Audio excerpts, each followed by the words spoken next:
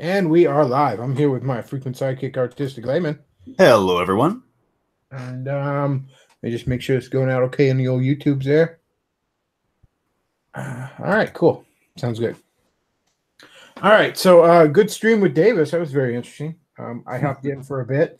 It went on very long. I think 14 hours, something like that. And I did catch the tail end. It was very somewhat emotional thing with John Steele getting preached at. It was very emotional. You know, I've prayed for John quite a bit myself. I know we've butted heads, but I do like John. So yeah, there was an interesting stream. Dean Esme was on there, and I hopped in because I took some issues with some of what Dean said, and then Dean promptly left. And Davis and I had a back and forth Catholic Protestant thing. So it was an interesting stream. I do suggest checking it out if you haven't already. One bit of house cleaning before we get started. I mentioned before that Jordan Owen would be doing a debate with Pastor Tom on the issue of pornography. Now it seems Jordan is not interested in doing that. I'm not going to go ahead and read conversations or anything said in private, but I'm also not going to lie about the reason. He didn't care for the fact that Matt Forney was shitposting about him in the chat of the live stream I had him on Saturday. And that was enough where he, as of right now at least, feels like he can't be associated with me because I'm associated with Forney, which I personally think is some guilt by association stuff that's gay as fuck. And I said that to him. It was gay as fuck when people have done it to him in the past. It's gay as fuck when he does it to me. As I said, I'm not going to go through and read private conversations, but I'm also not going to come out here and lie about his reasoning. And he may change his mind on that. I hope he does, because frankly, if I do a debate on whether or not pornography is healthy and good for you and harmless and all that other stuff, I really don't know anybody else that's going to take his side. Nobody else in this corner of the internet seems to have that position. So yeah, that was his thoughts on the matter. I hope he changes his mind. I don't have any ill will towards the guy either way. Like I said, I think it's gay as fuck to be doing that guilt by association shit, but whatever.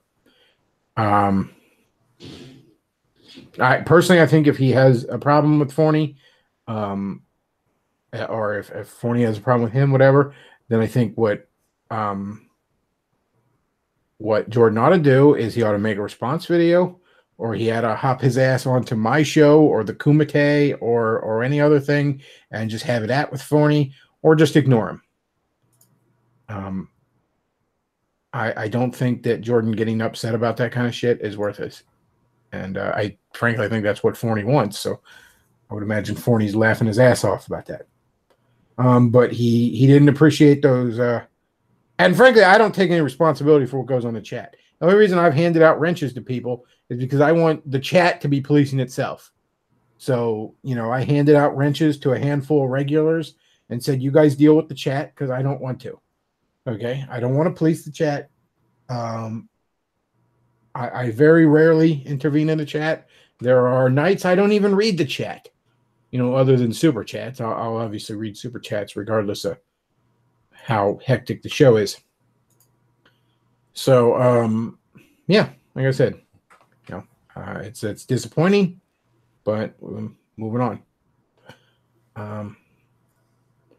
One thing I really took issue with what Dean said, and I didn't really get a chance to express this while Dean was on, because when I hopped on, his mouth was going about a mile a minute, and by the time I really started to get a chance to talk, Dean just kind of beat feet out of there. But Dean was saying something like regarding the sola scriptura, the only scripture kind of position. He was saying, like, you need to have a school of thought well thought out, whether it's Catholic or Lutheran or Calvinist or whatever. You need to have your school of thought already established before you read the Bible. And while I do think it's certainly valuable to be reading other Christian thinkers throughout history and what they, how they interpret things, and read and study more of the history and all, of the scripture. The idea that what it sounded like from Dean is that basically you need to have your preconceived notions before you crack open the Bible and never let the word speak for itself. So, yeah. What is this? Medicare making fun of Dean? Oh, this was way back when. Oh.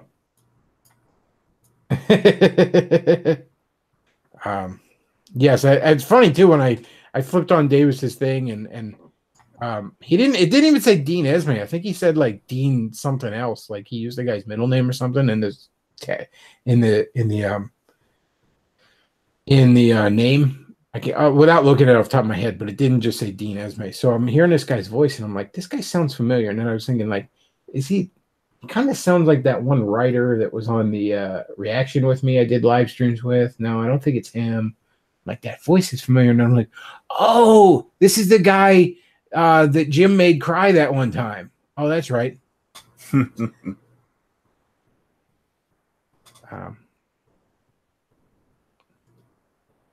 It was interesting. I'm not sure. We were on discussing like his personal story and what his involvement is with now.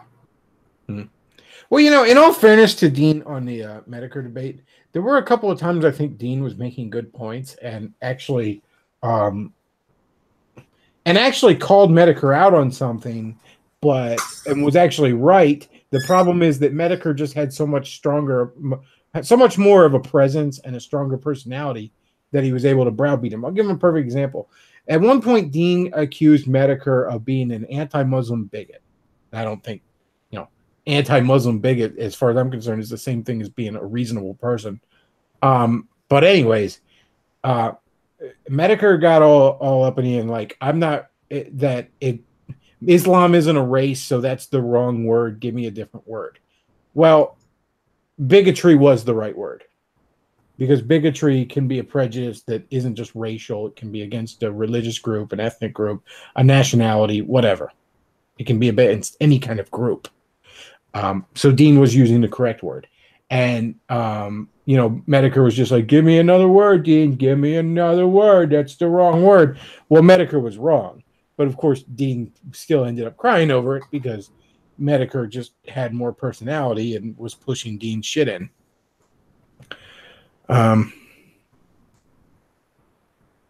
Let's see. Somebody said it's Max. He likes to go by Max Kolb now. What? Well, Max Dean Esme goes by Kolb. Max Kolb. Max Dean Esme. That's what it was. It was Max. Okay, so he goes. I don't know what. But yeah. He goes by Max now. All right, whatever. I don't hate Dean Esme, but I do think he's kind of somewhat ridiculous. It's not like Jim Sterling or something where I'm like, no, that guy's bad and should feel guy. I just think Dean's kind of. I just think Esme's a bit of a douche, bit of a pussy.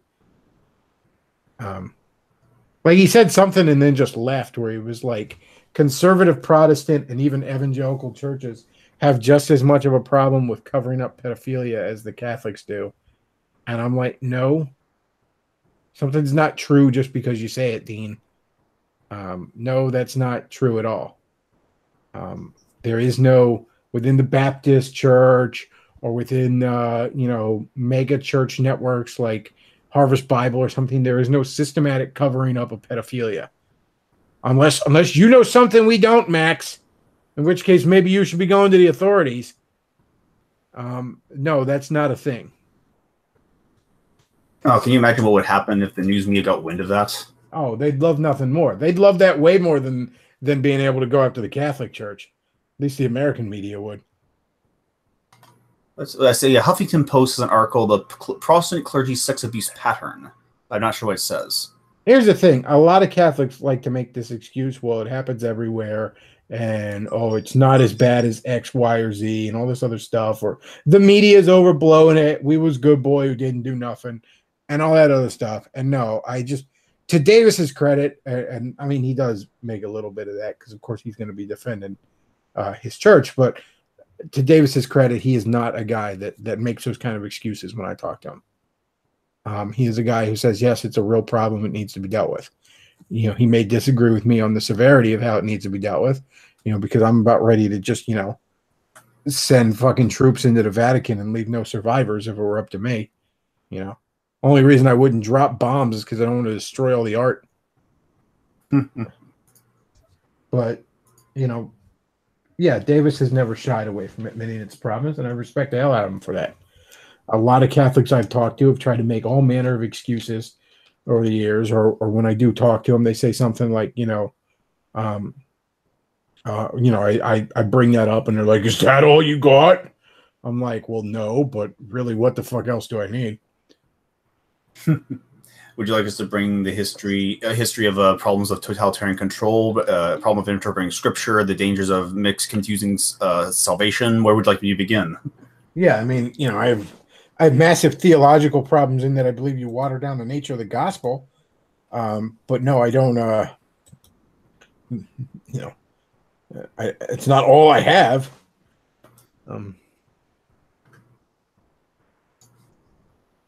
Let's see.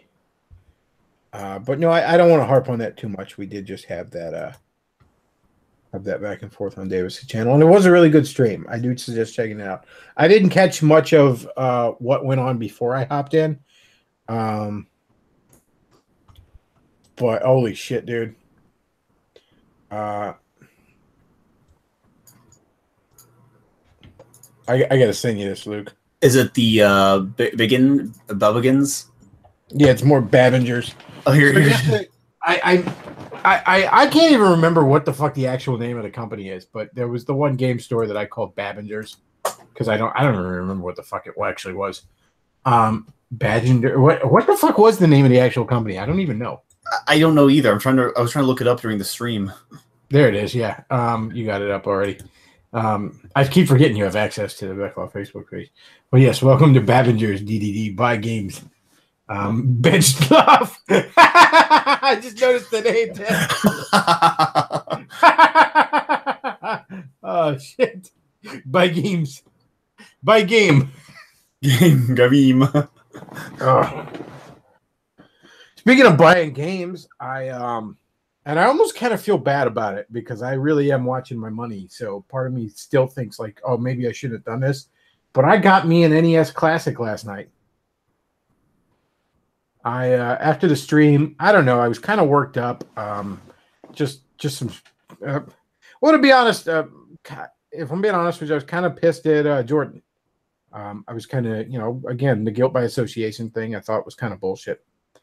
And I've very much gone out of my way to be fair to him over the years, and I didn't appreciate that. Like I said, I don't hate the guy. You know, I'm not trying to throw too much shade at him, but it did piss me off a little bit. So I was a little worked up after stream. So I thought, well, fuck, what am I going to do? I'm not going to get to sleep anytime soon. So I wander over to Walmart because that's what you do in the middle of the night when you're bored around here. And lo and behold, I saw a fucking NES Classic. 2 left in the store from the shipment I got Friday, and I thought I really should watch my money, but fuck it, I'm getting it. Fuck it. So I did get me an NES Classic. I hate that I'm in a position where I had to fucking even sweat that as much as I did. Like I gotta get myself in a better day job. To be honest, if you know, I'm kind of hoping to work a few part-time. I got some stuff that I'm thinking of doing. I guess I'm probably doxing myself, but not doxing, but I'm probably sharing too much information. But I kind of thought about getting a real estate license a few months ago. But the problem is the startup fees are they're just too much for me to be able to swing right now. And it seemed like every time I was getting close to saving up what I needed, you know, some shit would come and kick me in the balls and eat away at that.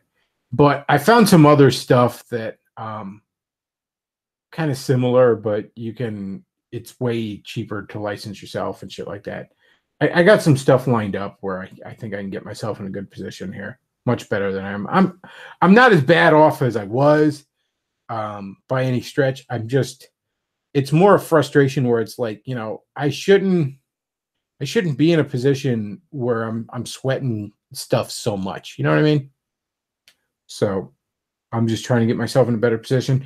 Like I said, I'm trying to pump more content into this channel, good quality content, trying to set up debates and shit so that this channel becomes it. I'm not looking for it to become a full-time job. I don't even think I'd want that, but a lucrative side business, a truly lucrative side business.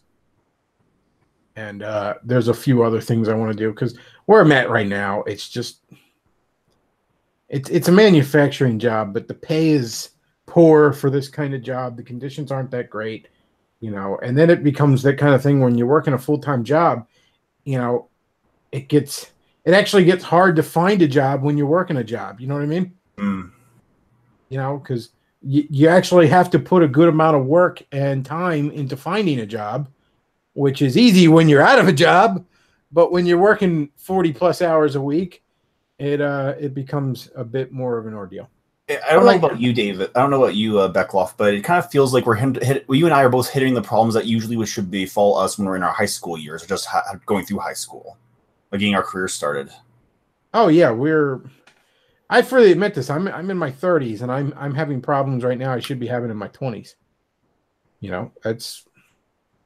That's our generation, man.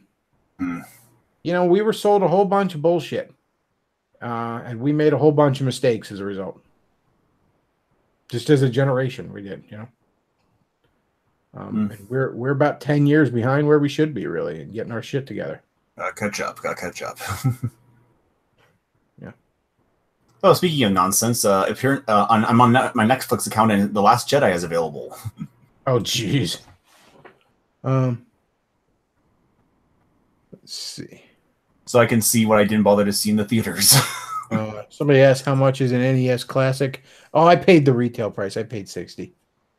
I know it's going for like $80 on eBay right now, even with this new shipment. And it's going for like $80 on Amazon and stuff. Here's the deal, though. I think the NES Classic is a very good, it's a very cool thing, and I think it's worth it at $60. I really, really think that 60 is kind of the ceiling on what this thing is worth. It's a very, very, very, very, very cool plug-and-play system. It's probably the best plug-in. It and the SNES Classic are probably the best plug-and-play systems ever made, but they are still plug-and-plays. Somebody says, what happened with Jordan? I'll go back and listen to the stream, but I'm curious. Oh, the stream went fine. It was a bit uneventful, but Jordan just didn't appreciate that that Forney was shit posting in chat, so he got too upset about that.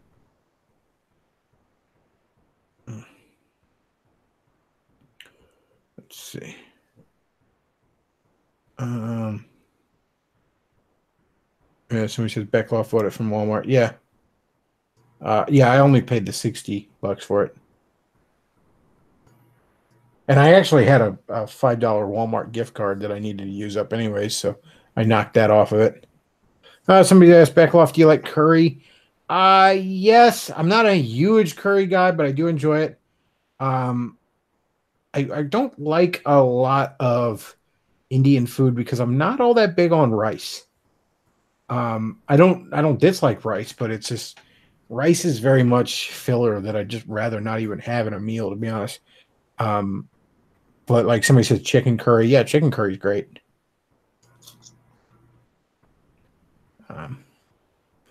But yeah, I like Indian food. It's not necessarily my first choice, but I do enjoy it once in a while. I think what I'm going to do with my NES Classic is I'm going to hook it up downstairs. Because right now, in the downstairs room where I'm at, I got a Super Nintendo, an NES.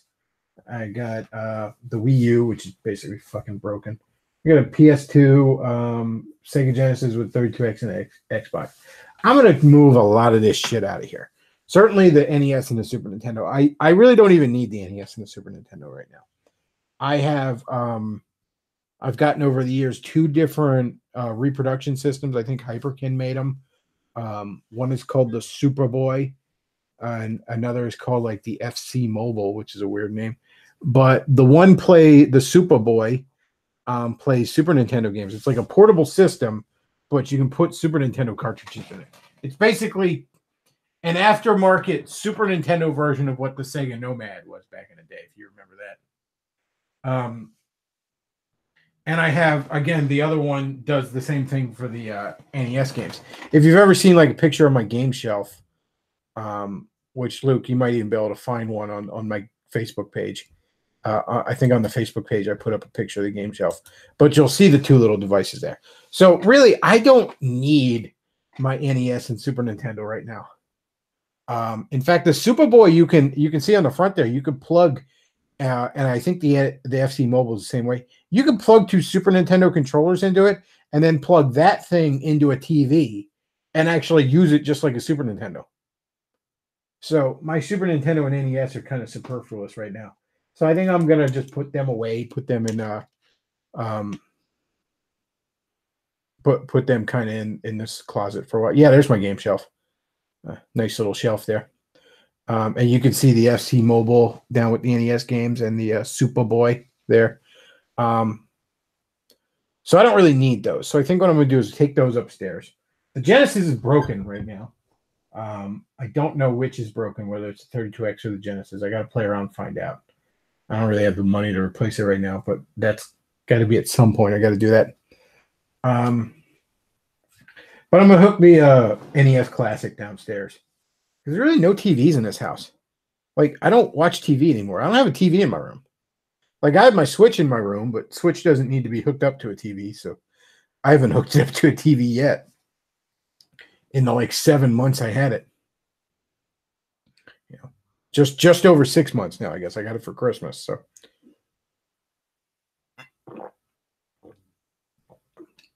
And by the way, folks, when I do talk about, money being tight and all, this is a stream of consciousness stream. Don't think about it like it's the woe is me, DSP, Wings of Redemption, give me money stream.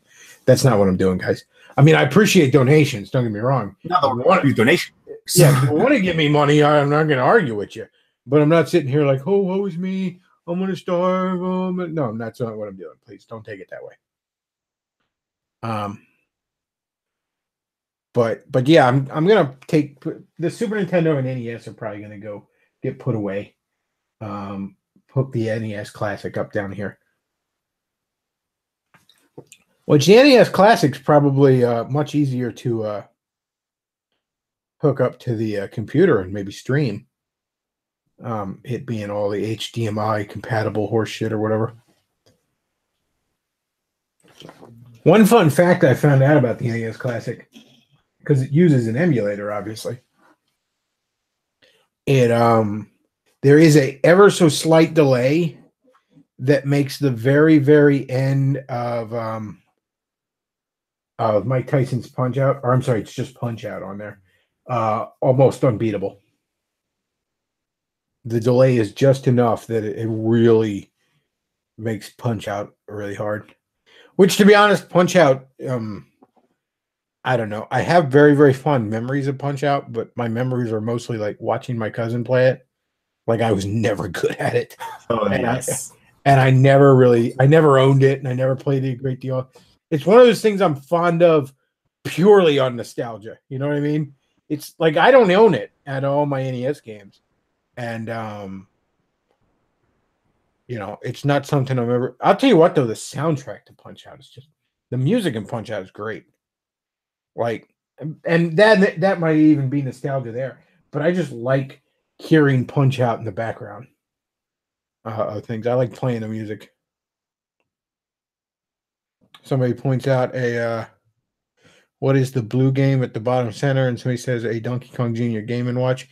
Yeah, that was a Christmas present I got. I think my dad got it for me a couple years ago. I saw it at the local retro game store one time. And I was hanging out with him, and I was just drooling over it because the condition. I don't know how well you'll be able to see it in that picture, how good the resolution is, because I just snatched that with my phone. But and I wasn't focusing on it or anything. But it's in gorgeous shape, and it still works. I don't play it, but I've put watch batteries in it and tested that it still works. And I was just drooling over it. It's just like, wow. And my dad was like, what the hell is this? I've never seen this. And I explained to him what it was. just went off on it. Well, I didn't even know it at the time, but my dad just, went in the next day and bought that and put it away as a Christmas present. And my dad's like me; he does Christmas shopping months and months in advance. Like he does a lot of it over the summer. He just keeps eyes out for like when, people he knows has an eye on something. Somebody says Punch-Out is my favorite NES game. Oh, it's a great game. Don't get me wrong. It's just I'm terrible at it. I'm shit at it. Last boss always gets you. I can barely get anywhere in there. I think the furthest I ever got was probably to that Indian dude that teleports or whatever. Glon says I want that, the Game & Watch thing. Oh, they aren't cheap. I think my dad paid like I don't even know what he paid for it. I know they go from $50 to $80. They're not cheap. I always like to think about it with the first level, Glassjaw Joe, and his introduction is like his whole triumphant little anthem where he just sticks his hand up in the air and go. Oh, that game is great. Punch-Out is a great game.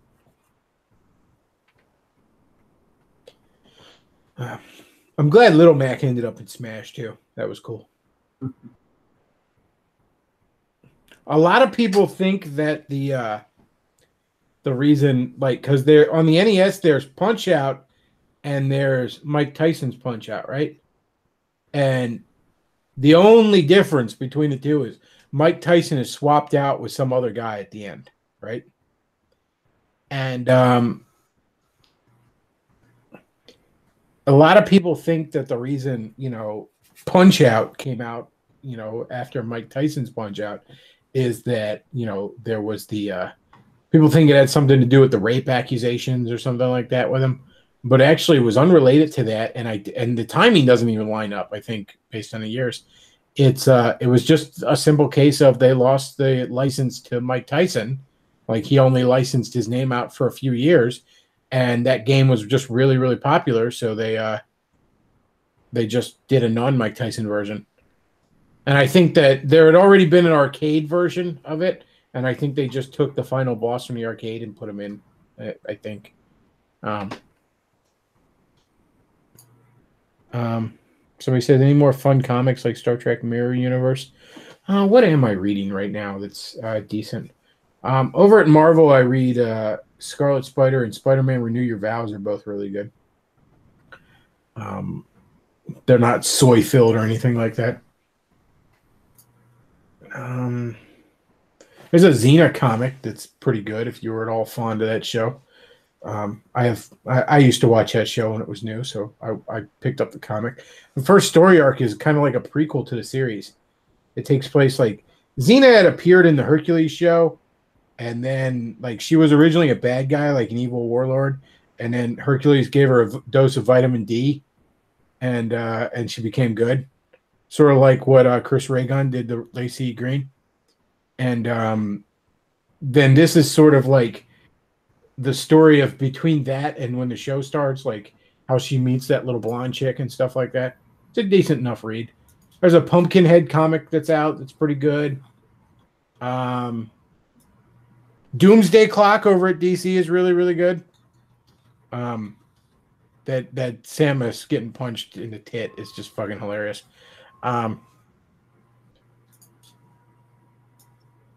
Yeah, there's some decent stuff.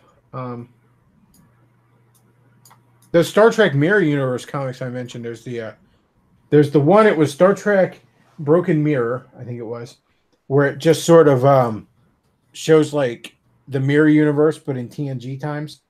And then there's a sequel to it called another comic miniseries called Through the Mirror, where like the Mirror Universe TNG crew and like they end up invading the regular universe because their version of their empire, their version of Federation is actually kind of facing a lot of problems from the Klingons and Cardassians. So they actually are raiding the regular universe to steal supplies. And then at the end of that, what we get what we get as a sequel coming up is something called Terra Incognito, I think, where basically like Mirror Universe Barkley was so appalled at how his regular universe counterpart was treated, he decided to stay in the regular universe and take his place. But yeah, there's all kinds of cool shit. Like the Mirror Universe Troy is called the Inquisitor, and she basically like mind rapes information out of people. It's cool stuff.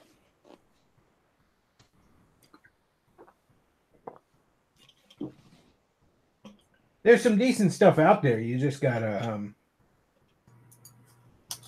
you just mostly gotta ignore Marvel.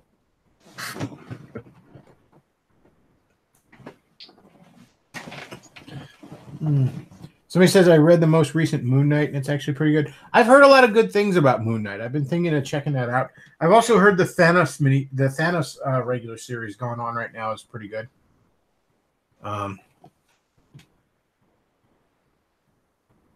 Somebody says, "What is the fat 3-armed thing in Pumpkinhead?" In the Pumpkinhead comic, Pumpkinhead is the demon of wrath. They're kind of elaborating on the lore a bit, I guess. I've only ever really seen the first Pumpkinhead movie, so I don't know how much lore has been established for that franchise. But there are other demons for the other deadly sins. So somebody suggests, can I suggest you pick up Sentry #1, Justice League #1, Alt Hero #2, Rebel Cell is ready. Okay, so Alt Hero #2 is probably... I did not know there was a Pumpkinhead comic at Dark Horse. That's interesting. The one I'm reading right now is at Dynamite. I didn't realize years ago there was one at Dark Horse. I'm going to have to hunt those out. But anyways, Bechtloff, could I suggest Sentry #1, Young Justice League #1, Alt Hero #2.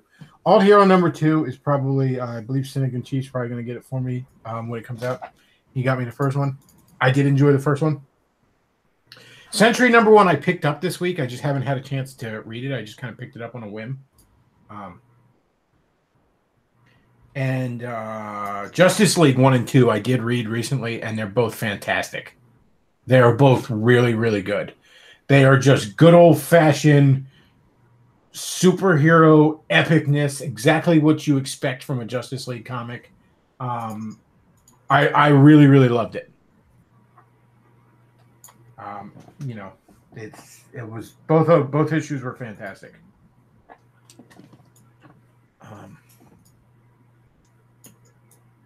The Sentry #1 was really good. Yeah, like I said, I picked it up this week. I just haven't had a chance to read it. Sometimes comics sit around. In fact, I actually read I read Old Man Hawkeye 1 through 6, which is not read. I picked them up. I bought them, and I just haven't had a chance to read any of them but issue 1 yet. It's like a miniseries that takes place in the Old Man Logan continuity. I think it's not a miniseries. It's I just saw at the end of issue 6 because I did flip through it that issue 7 was coming out, and I'm pretty sure it was supposed to start as a 6-issue miniseries. So I think it just became an ongoing. I guess it sold that well. I don't know.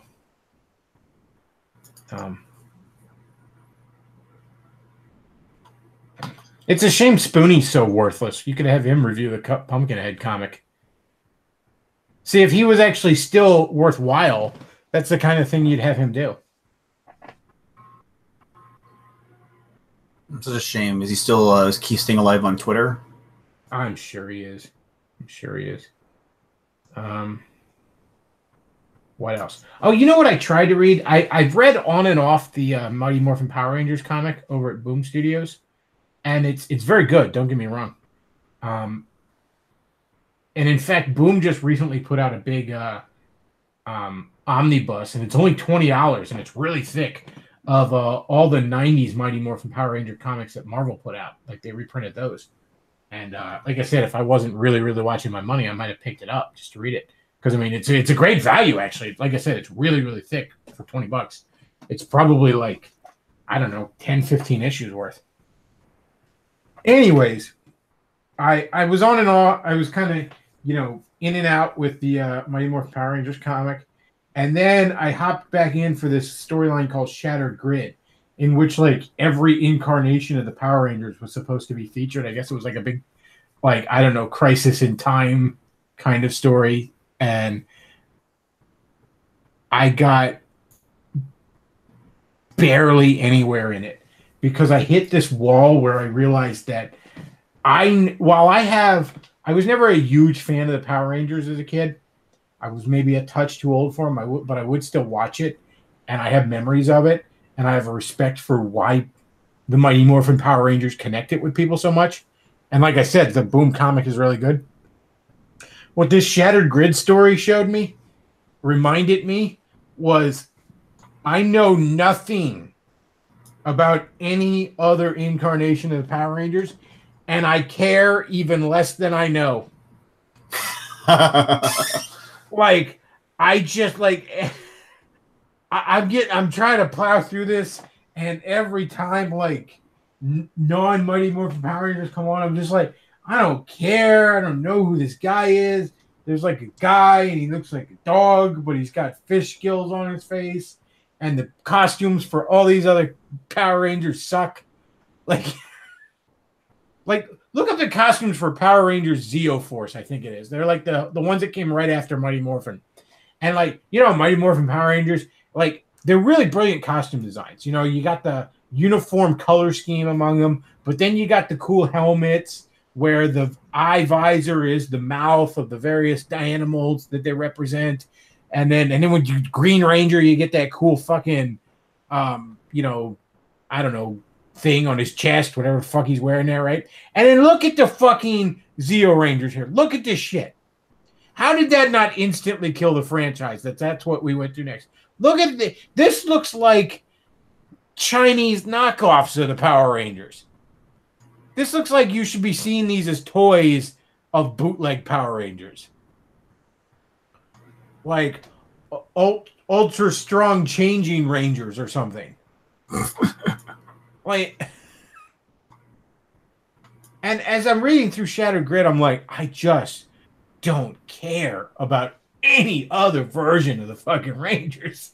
Like, I cannot give a shit about them. Like, I bet you Race Jacobson would read this story and just have a 10-foot long erection the entire time.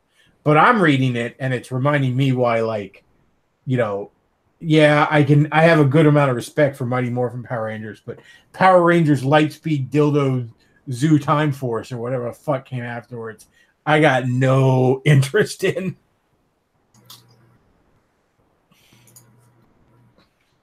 Well, there's a site that lists off all the different series. I want to get a screenshot of it. Even the White Ranger is a really cool design. But after that, just the designs for them look like shit. Oh, man. If you do like the Power Rangers, though, I do highly suggest the Boom comic. Like I said, they got 2 comic series going on. Regular Mighty Morphin Power Rangers, and then Go-Go Power Rangers is kind of like a Gear 1 type thing. Then what else? What else is there? Like I said, they republished the old Marvel stuff. And they even did a 6-issue crossover with the Justice League. Where like it starts off with like Lord Zed, I think, the guy with the Z on his head. Mm-hmm. He attacks the Power Rangers at like headquarters, and like one of the Power Rangers tries to teleport him out of there using a teleporter, but Lord Zed had fucked with it, and the teleporter like fucks up and accidentally transports them to a parallel dimension, and that parallel dimension just happens to be the DC universe. And from there, lots of fun shit happens. Here we go. All these different series right here. Good Lord.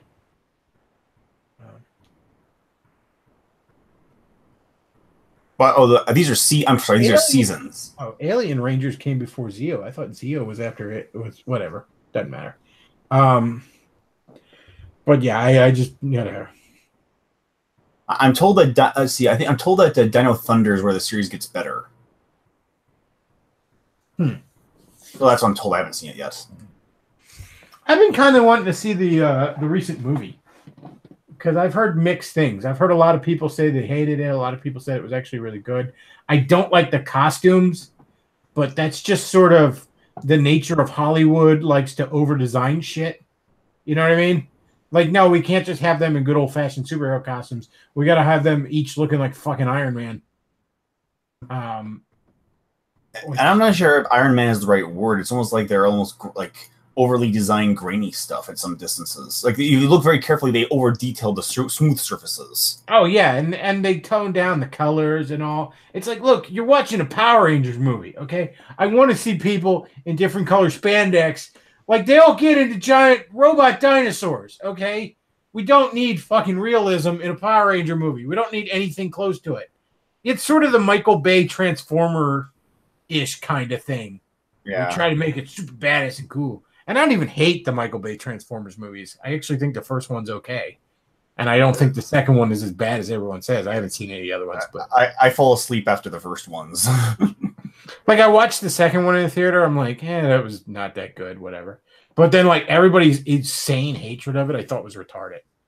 Like when Spoonie was like, it's the worst movie I've ever seen. Like, nigga, that ain't even close to the worst movie you've ever reviewed. Right? What the fuck you talking about?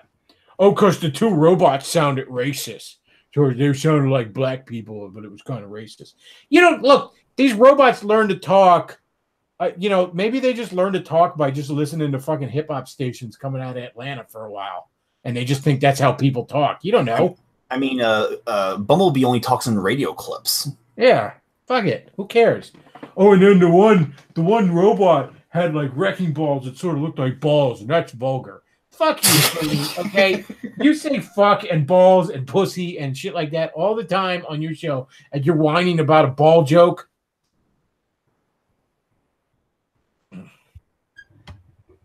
I hear they pushed out, and the Black Ranger isn't a black dude anymore.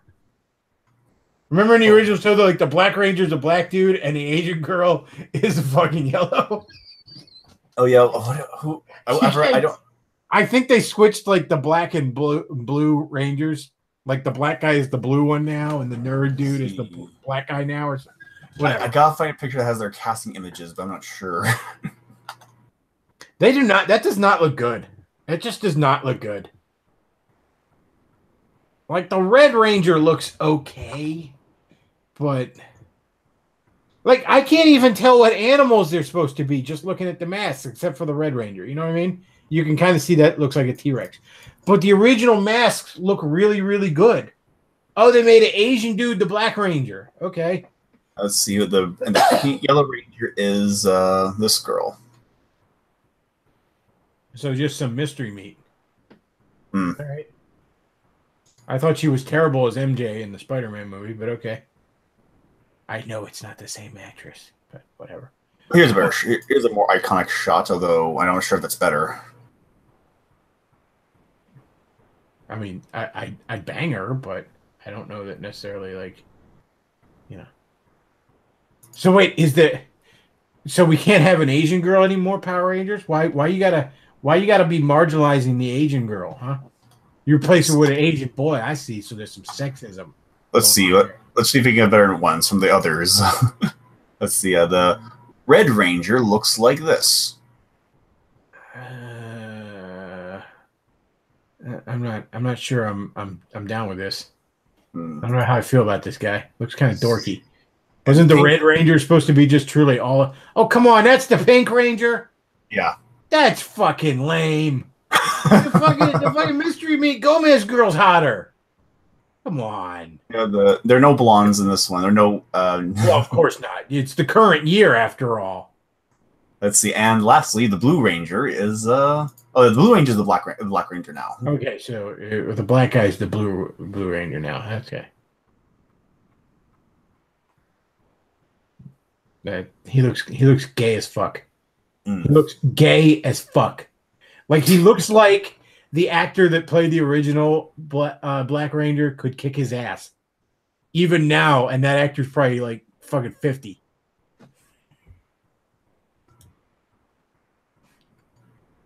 Oh, wasn't there like a post? Was like a poster that said that with something about watch state and they can drive or something, some offensive image. Oh, driver's ed not required. That was it. Wasn't it with the Asian guy? Oh, I gotta find it now. So he says the Yellow Ranger is a dyke. Oh, yeah. Okay. So he says, thoughts on the upcoming Shazam movie? I hear it's coming out the same month as Captain Marvel. Well, I think Captain Marvel looks like a train wreck. From what I've seen of the Shazam movie, it looks like they're actually trying to have fun with it, which should damn near be a first for the DC EU, the DC Cinematic Universe. But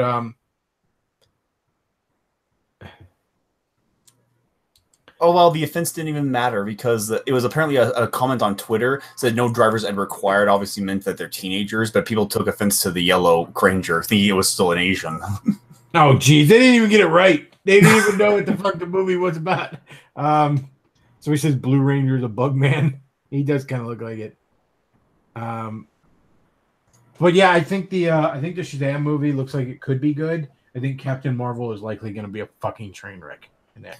I'm sad to see that. I'm sad to see that the Marvel Cinematic Universe is probably going to get butt fucked here soon.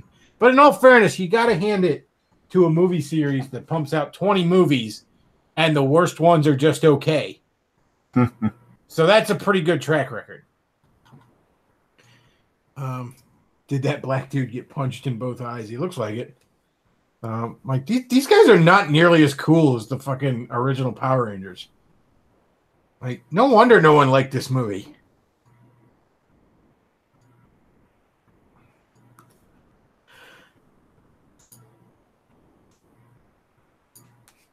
Let's see.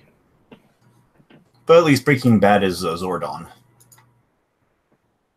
Is he? Yeah, Bryan Cranston. That's damn good casting. The Power Ranger film feels like if the Power Rangers were on CW. You're not wrong. I mean, I'm an Arrow and Flash guy, but you're not. I'm an Arrow and Flash fan, but you're not wrong.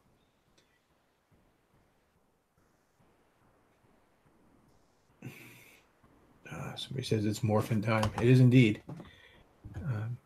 Grace Jacobson said, "Want to know about the Power Rangers? Ask the experts. Send me the link."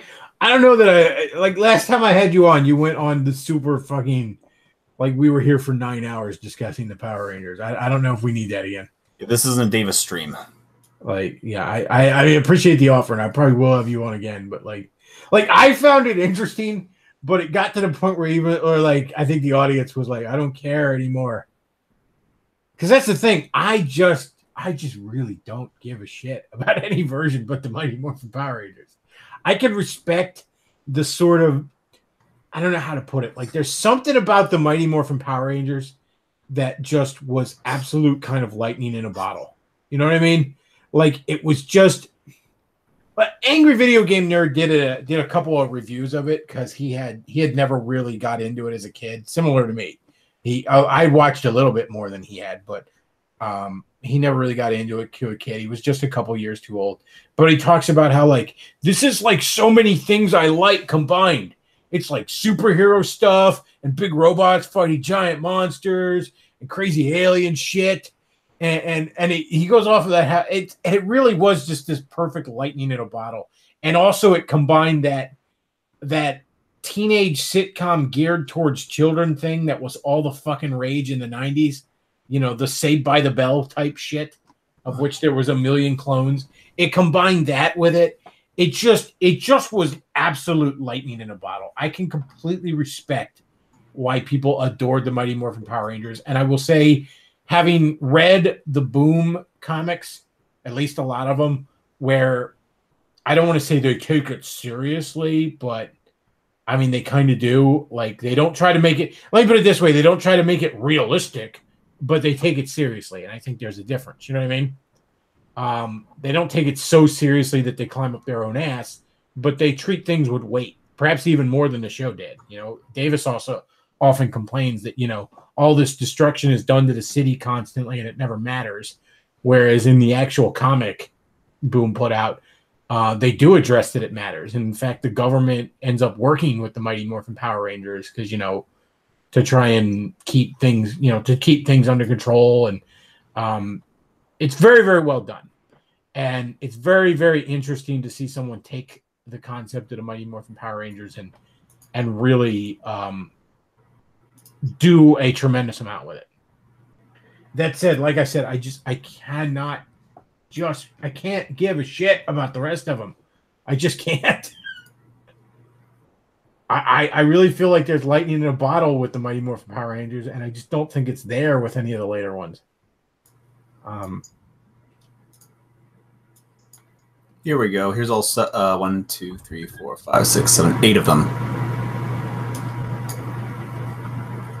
One of them, I know which one. The one there where there's kind of the white X on her chest, you know what I mean? And she's got just, I don't know, what does that look like? A shield face or something? So many of these are just generic as shit looking. But that actress was actually at a con that my buddies who do the comic book stand were at. Because I remember when we first heard, like, oh, the Pink Ranger's going to be there. I'm thinking, like, Kimberly. You know what I mean? And I'm all, like, kind of excited. Like, oh, man, I wouldn't mind him. Maybe I'll have her sign, like, a fucking Mighty Morphin Power Ranger. Or I was going to, like, I actually have Mighty Morphin Power Rangers on the Genesis. And I thought, maybe I'll have her sign that cartridge. That would be kind of cool. And then it's like, oh, it's Power Rangers Lightspeed Dildo Force or whatever. Look at that fucking costume. Look at how shit that looks. Like, it really looks like the Chinese knockoff of the Pink Ranger. Most of them do. Like the one next to it with just the circle visor or something. Okay, like the samurai one next to her looks kind of cool. The two samurai ones on the far left look kind of cool. The cat one right next to Kimberly doesn't look too bad. I guess the other ones look tolerable. But those two right there, like the two right next, yeah, those two right there next to Kimberly, those look like shit. That is terrible fucking costume design. That really does look like a knockoff or a parody of the Power Ranger movie or Power Rangers. It looks like, you know how like in shows when people are watching shows and they're just clear parodies of other shows, you know what I mean? You know what I mean? Like in a show, you'll see a little kid watching a show, you know what I mean? It would be like he'd be watching these, and it would be like the super awesome Mega Rangers or something. Like, those look like shit. Race Jacobs says the Japanese show has twice as many. Oh, in the Japanese show, I remember the Yellow Ranger was a dude for Mighty Morphin Power Rangers, or whatever the fuck Mighty Morphin Power... Whichever version of the Japanese show Mighty Morphin Power Rangers took its footage from. But the Yellow Ranger is actually a dude.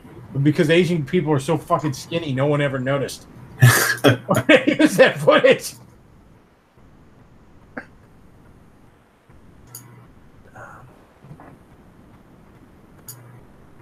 Well, that's kind of cool. I don't know what you got going on there, but I think I'd rather that with Kimberly than whichever version that is, but I'm okay with that.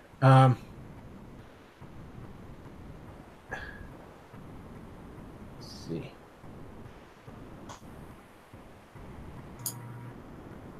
The Japanese version, it started in the 70s. There was a whole bunch we missed before we got... Well, that's the thing. Japanese TV, like... You know, like, in the 60s and 70s in American TV, we had a bunch of cheesy superhero stuff. Like, we had the Adam West Batman, obviously. And then we had, like, Linda Carter Wonder Woman and, you know, the Lou Ferrigno Hulk. We had, like, TV... Well, you remember the other week I was showing you that like fan-made comic of all the 70s TV Avengers characters together, you know? I mean, there was tons of that stuff in the 60s and 70s in America. Tons of superhero shows. And then in like the 80s and 90s, just for some reason, America decided we weren't going to... Even though superhero comics in the 80s and 90s were hugely popular, superhero live-action shows just became a thing of a past until here very recently, really. I mean, yeah, there was Smallville, but that was a Superman show without Superman. Does that really count? But in Japan, they never stopped loving that shit. Like, there are batshit crazy superhero and giant monster shows in, like, prime time over there. But, yeah, back in, you know, we had, you know, obviously Adam West Batman, Linda Carter Wonder Woman, the Shazam show, George Reeves Superman show. I think that was more in the 50s, but you get my point. You know, 50s, 60s, 70s, we had a lot of live-action Superman hero shows.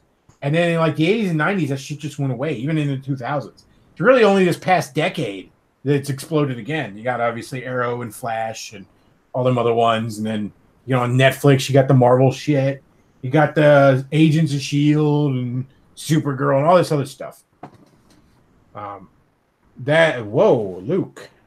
Luke, where are you finding some of these Kimberly pictures here?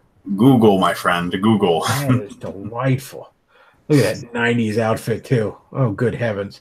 Reminds me of one of the babysitters I had a crush on when I was a little boy. Oh, rough. But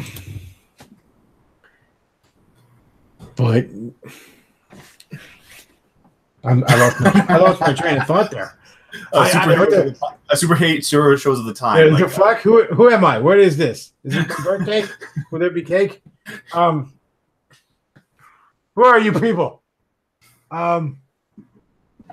Anyway, Alan West, silly superhero stuff we grew up with. Yeah. Superhero live action shows were just all the rage. 50s, 60s, 70s in America. Then the 80s and 90s, it just dropped off. But like I said, in Japan, they never stopped loving that shit. They even did weird bonkers interpretations of our superheroes. Like somebody brought up the Japanese Spider-Man. Like the Japanese Spider-Man's fucking off the wall. Like, hell, they even from what I understand, in the 80s, reruns of Adam West's Batman show dubbed in Japanese were pretty popular in Japan. Like it had this renaissance of syndication in Japan for a couple years. They fucking loved it. Wait, did the Japanese Spider-Man have a Megazord? I believe he did. I think he got into a big old robot and shit like that. Because of course he did. Actually, believe it or not, that appeared in Spider-Verse. There was a comic book storyline called Spider-Verse a couple years ago, where it was like it started. There's this bad guy was going around from universe to universe, draining the life force out of every Spider-Man, woman, or boy or girl it finds in that universe. And so Spider-Men, women, whatever, from alternate universes all get together to take it on. And the Japanese Spider-Man and his robot fucking dude was one of the ones featured. In fact, the only ones that the writer said he couldn't feature was the two different versions from the Sony movies, like the Tobey Maguire and Andrew Garfield versions, because it was sort of half owned by Sony, those costumes. But they actually sort of alluded to them in one scene. There's a scene where like in the big battle at the end, two different alternate universe Spider-Man are like behind a piece of rubble and they're they're talking to each other as they're refilling their web cartridges. And they're talking about all the weird versions and like how their universes are different stuff. And one guy says something, he goes, the one Spider-Man unmasked, and I swear he looked just like the guy from Seabiscuit. So, they kind of mentioned Tobey Maguire in there. Let's see. Somebody says, Kimberly made me feel funny as a kid. That's true. Kimberly was delightful. Pink Power Ranger is best Power Ranger. Japanese Batman comics are really cool. Definitely check them out. I did recently. DC put those out, translated into English. The Batman manga comics from back in the day, and yeah, I read the first volume of it. It was a decent enough read. I think there's like 3 or 4 volumes of it now. It's Bruce Wayne as Batman and Dick Grayson as Robin. Billionaires and his adopted ward who fight crime. But literally after that, the similarities end. Like it's almost like Batman transported into a completely different world. There are no American villains you'd recognize, at least not in the first volume. I don't even think Alfred was in it. So he says, given the Japanese penchant for tentacle porn, I consider myself lucky I've never seen a Japanese Venom. One of Marvel's alternate universes is something called the Mangaverse, and it's literally like Marvel characters reimagined as manga anime type characters. Like Spider-Man is a ninja who's part of the Spider Clan. The Avengers all get into big old Power Ranger robots that form a Zord. Hulk is a Godzilla-like monster. Stuff like that. It's kind of a cool little alternate universe.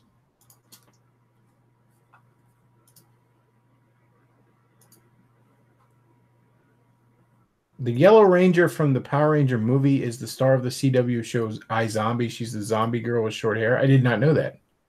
That's kind of interesting. Not me either. So he says, "Oh man, the Marvel manga verse is so cringy." I don't think it was. I thought it was pretty fun. It was a fun little alternate universe. In fact, I think there was a Spider-Man one shot in the first line of Marvel Mangaverse stuff, and then there was a mini series after that. I think both are pretty good. The Spider-Man one is probably the best of the bunch, and I know I was partial to Spider-Man for a very long time. But the thing about it is, even though it was an alternate universe that was very, very different, the Spider-Man one stayed true to the theme of responsibility. And the other ones didn't really stay true to the themes of those characters and whatnot. So, but all in all, decent read, fun stuff. And the Mangaverse Spider-Man appeared in Spider-Verse. So interesting enough stuff. Oh, not the Power Ranger movie, the Power Ranger season called Power Ranger RPM. Oh, okay. I thought you were saying that Power Ranger movie. I don't know why I read that wrong. In the 90s, Spider-Man released some manga Spider-Man in comic form, and it was pretty badass, very bloody. Yeah, that was actually back in the 70s and 80s. I think it was, maybe a little later, Marvel actually licensed Spider-Man and X-Men to a Japanese comic company, and they just made their own Spider-Man and X-Men comics. The X-Men comics were very, very similar to the source material. The Spider-Man one, it was sort of like the Batman one, where it took a great deal of liberties. Literally, the only similarities were basically the powers and costume. Like, he didn't get in a big giant robot like in the TV show or nothing, but his name was different. He had a bit of a different backstory. But I did read a few of those, and they're pretty good. Yeah, they're pretty good. Spider-Man the manga and X-Men the manga. They were released in the 90s. And I mean they weren't popular in the States. So you can find them pretty easy. I mean, hell, I see them in dollar bins a lot of the time. But they're decent enough reads. There was a huge, it seemed, gulf in the 90s and early 2000s between American comic fans and manga fans. Like, there was this weird rivalry, like Star Trek and Star Wars fans or something. And I know I do shit on manga a lot, but I don't really dislike it. I just find a lot of manga fans kind of cringy, and it's fun to poke at them. Let's see. Going to the chat here. Was Mangaverse Black Panther the Avengers doorman? I don't know if he appeared in the Mangaverse or not.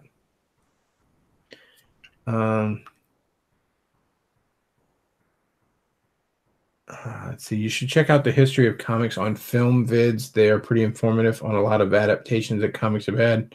Yeah, I might check that out. Let's see.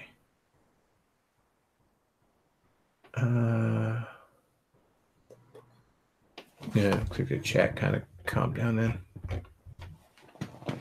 But yeah, Spider-Man the manga. It's kind of a shame Marvel never really released Spider-Man the manga in trades in America. They only released the issues. Like, you could probably put them. And the other thing I liked about Spider-Man the manga, because I'm not a big manga reader, is that they flipped the art so that it read, from left to right, like an American comic. Yeah, that's just one thing you adapt to over time. It's not a huge deal, but to be honest, I prefer just having the art flipped. I read it the way God intended. I like them backwards goops. No, seriously, it's just annoying. I mean, because it's especially worse for a comic book in a lot of ways, because it's like you don't just read the pages backwards. You got to read the word bubbles and panels backwards. And if you're not used to it, it's kind of annoying. I've read enough manga the last couple of years that I've gotten used to it, but Um,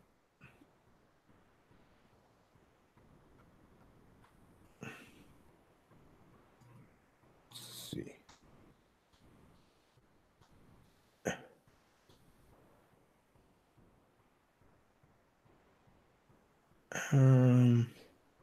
2000 AD was the only comic worth fuck all, apart from being staffed by leftists. Yeah, I never really read much of that. I have a friend who's a huge Judge Dredd fan, though. He loves that shit. What did you say was your Poochie character, Bechtloff? I'd like to read the original story. Well, Marvel's had more than a few Poochie characters over the years. I mean, think of Arana, for instance, or basically all of Marvel's current fucking new characters. But the one I mentioned that seems like a keen example to me, just because he started off so strong, was the Sentry. And I actually strongly suggest reading the original Sentry series. I think it was Paul Jenkins was the writer. Let me find it real quick on Amazon so that Luke can throw up a picture so that you know what you're looking for if you look for it on Amazon. Because there were some Sentry series after that, and most of them were not very good. But here we go. This what I'm about to throw up for Luke to show. I highly you don't even really need to be. It's very self-contained. If you're just familiar with Marvel characters, you know the basic concepts of Spider-Man, the X-Men, and the Avengers and whatnot, you can get into this story. It's fantastic. Basically, the idea is there is a Superman character in the Marvel Universe who has been forgotten. He was the greatest hero of the Silver Age, and now no one remembers he ever existed. And this gets into why.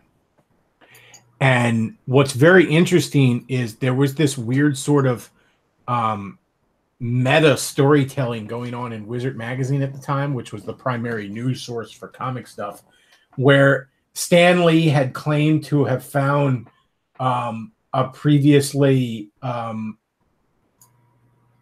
like unknown creation that him and this one artist had created. And it went so far as to Wizard, like the month before, had actually published an obituary for this fake artist that they made up, saying that he had worked on a bunch of like nothing comics from the Silver Age and he will be missed and all this other shit.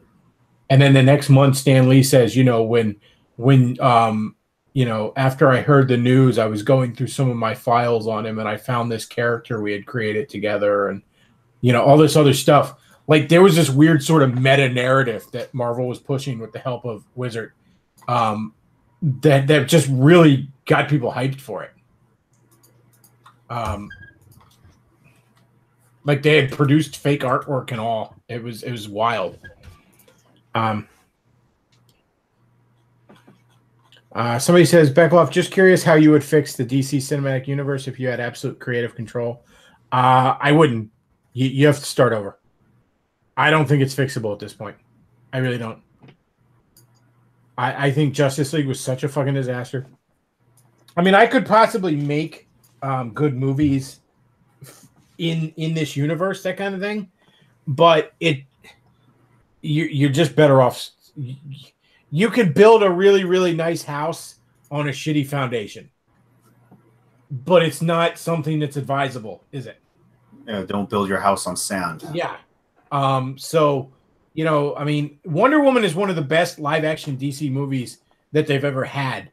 And it's a downright, it's pitiable that it exists in the shared universe that it does. So yeah, I wouldn't, there's no fixing it really.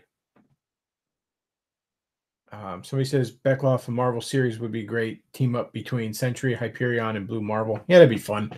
Kind of the Superman knockoffs over at Marvel. That'd be kind of a cool thing. Arana is such an underrated character. Also check out Arville's Young Allies. It was really good. I don't know about Young Allies. I never read it, but I think Arana is kind of a shit character. When they changed her name to Spider-Girl, which I think was kind of a spit in the face to the other Spider-Girl character, but that series wasn't bad. But before then, she was just very much like Mexican Spider Girl. It was I never cared for it. Let's see. Did you like the Japanese Ultraman series? I never really saw much of it.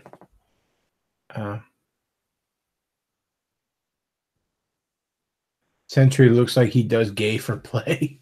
Let's see.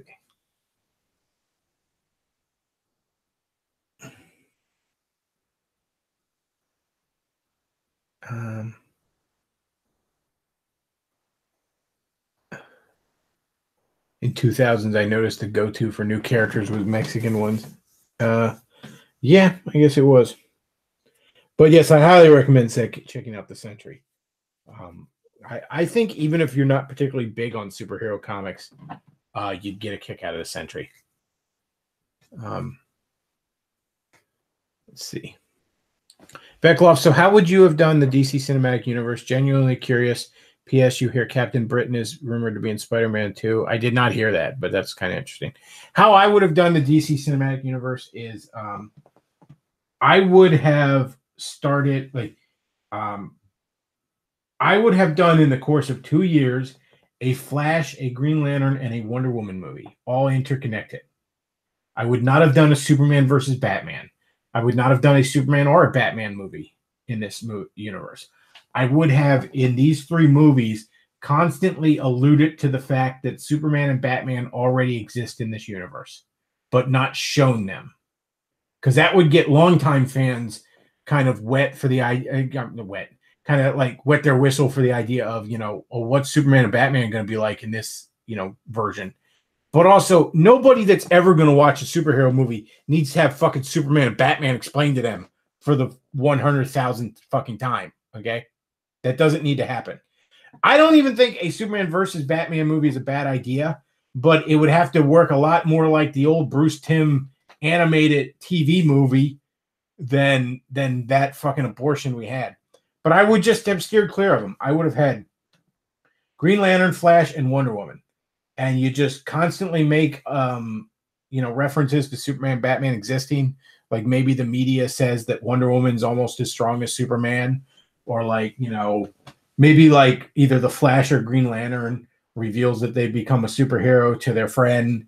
And their friend says, what do you think, you're like that nut in Gotham City or something? That kind of thing. Then at the end of those 3 movies, you bring it all together for a Justice League movie. And the way you bring it together as a Justice League movie, you have Martian Manhunter in there. And you actually show like the government holding Martian Manhunter hostage or something like that. That'd be a good way to do it.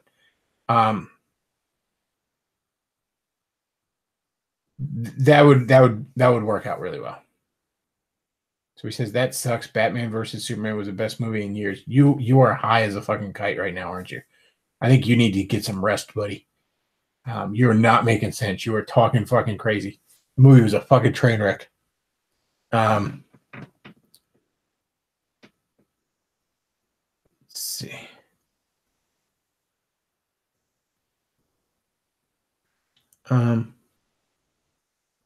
People talking about apparently the new Spider-Man movie is going to be set in London. That's kind of interesting, I guess. I actually thought the Spider-Man Homecoming was in many ways absolutely great. Really, the only problem with it is all the fucking diversity casting of the high school kids.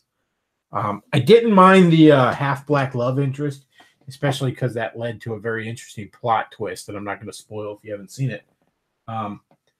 But the other thing, the mystery meat chick that played MJ, aside from the fact that you're replacing a redhead with a mystery meat character, so I'm obviously not going to like that. That character was just fucking insufferable. That character was just awful. Awful. Like I really wanted the Vulture to just grab her and fly as high as he could and drop her. That's what I wanted to see happen in that movie. Because fuck her and fuck everything about her. Whining. Like they go see the Capitol and she's like whining about how everything was built by slaves. Everything was built by slaves. Bitch, Everything for 99% of human history was built by slaves, okay? Be fucking thankful you live in that 1% of time. All right? Go fuck yourself. This is really what they chose. Yes. Fuck them. God, and everything else about the movie's great. Everything else about the movie's fantastic. But all the stuff with the high school kids, and that's not Mary Jane Watson. Her name is something else, but it's also shortened to MJ. So she's clearly the MJ stand-in. But fuck her. Fuck her. She's supposed to be like interesting and all, but it's just it comes across like a fucking teenager wrote it. Like she's just so hot topic, like I bought my socialist t-shirt at the mall kind of shit. Fuck her, man. Ask me about my feminist agenda kind of girl. Oh God. Just insufferable. Just absolutely insufferable.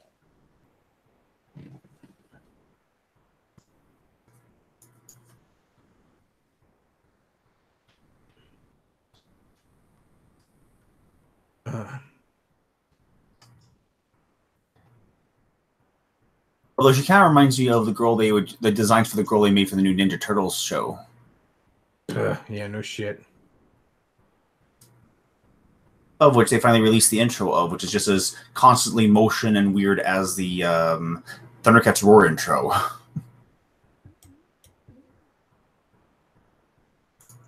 Thundercats Roar. Well, who the fuck said that was a good idea? Who the fuck was like, yes, this is what we should do? This is definitely a good idea. Let's sink some money into this.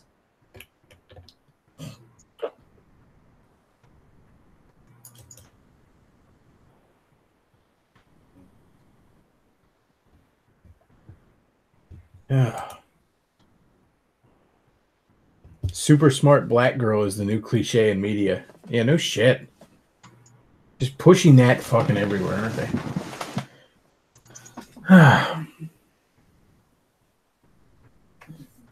Oh wow, the similarity is striking.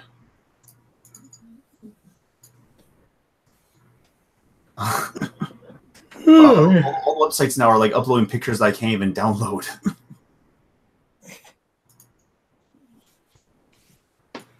Well, I'm probably going to wrap this up because I should go to bed reasonably soon. And Lord knows Luke has been streaming now for like 14 fucking hours. I'm sure he's got shit to do. I got day of work. Yep. Somebody in the chat says, Tumblr cat soy. I don't know what's up with Black Girl April there, but it sure was nice of Green Lantern to make her that bat. Well, it's got kind of a green fire, so I guess it was Alan Scott that did it. But yeah, that was nice of him. That was nice. He just went to that universe and seemed like you seem like a nice girl. Here's an energy bat. And I've heard people say like she was black in the comics, but actually in the original comics, she looks more like Jewish or Italian to me.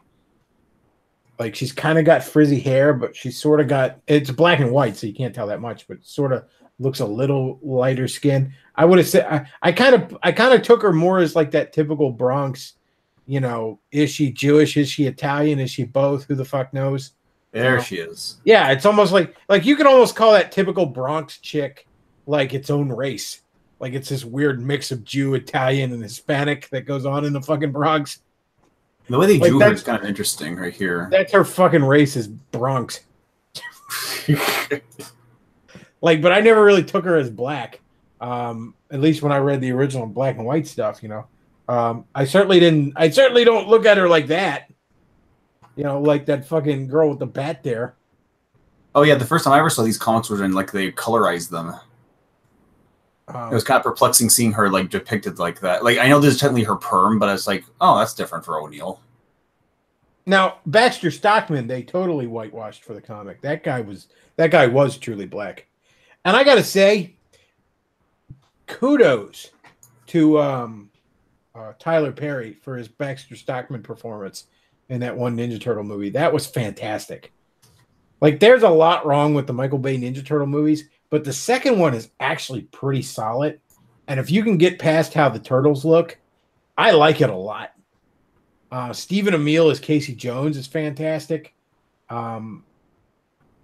Krang and Shredder and the Technodrome and Bebop and Rocksteady all look great. Tyler Perry's Baxter Stockman is just fucking fantastic.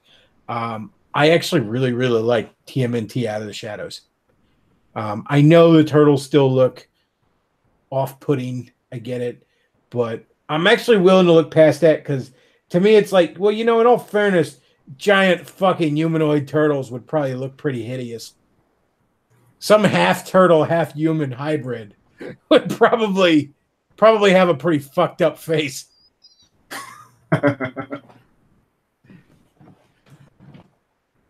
Although it's bizarre how very human they try to make them look, how abnormally human they try to make them look.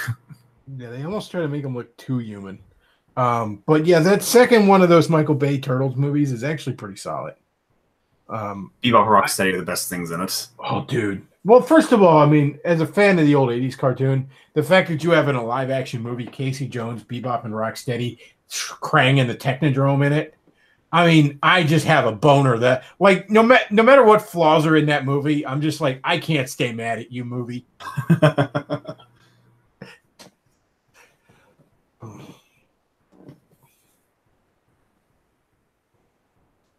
Oh, man. Well, I guess we should probably wrap this up because, like I said, Luke's been streaming for about 15 fucking hours here. I do want to get to bed soon. Folks, if you didn't listen to it before this stream, I do suggest going back and listening to Davis's stream. It might take a week to fully upload, so you can listen to the whole thing, but I do suggest listening to it. What the hell was it? I don't know. Just look for the date of, like, July 1st. You'll find it. Because, you might be, who knows when you're listening to this? You might be listening to this week from now. So whatever. But yeah, folks, that's all we got for tonight. I want to thank everybody for listening. If you enjoy the content I produce, do consider checking out the PayPal, the Patreon, the Amazon wish list, all that good stuff that helps me keep doing what I'm doing. And that's all we got for tonight, folks. Bechtloff out.